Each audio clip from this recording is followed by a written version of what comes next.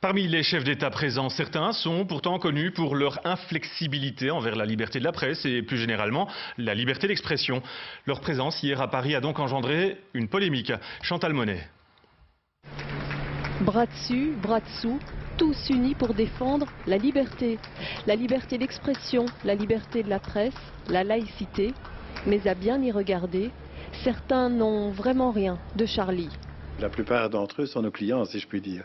Ce sont des gens qui ne respectent pas les droits fondamentaux, ce sont des gens qui ont pris ces dernières années des mesures de restriction de la liberté d'expression ou d'association. Et donc, effectivement, ça nous pose problème de les voir main dans la main en train de se dire on est en train de créer la Sainte Alliance, peut-être contre la liberté d'expression.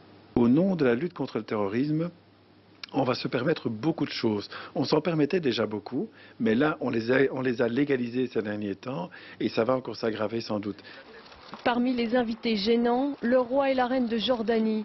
Ils ont ordonné la fermeture de 300 sites internet depuis un an.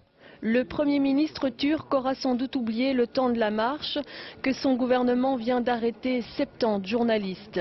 En Égypte, les journalistes d'Al Jazeera croupissent en prison pendant que le ministre des Affaires étrangères défile à Paris. Les Russes, Maliens et Gabonais n'ont pas de leçons à recevoir. Museler la presse, ils savent y faire.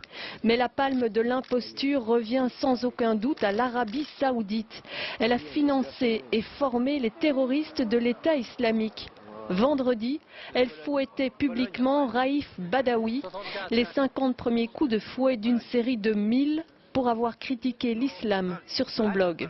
Ce type est aujourd'hui fouetté en public devant une mosquée parce qu'il a osé dire ce qu'il pensait, ou en tout cas permis le débat dans son pays, sur Internet, et en même temps, les autorités qui font ça, qui pratiquent ça, eh bien, condamnent ce qui s'est passé à Paris. C'est grotesque.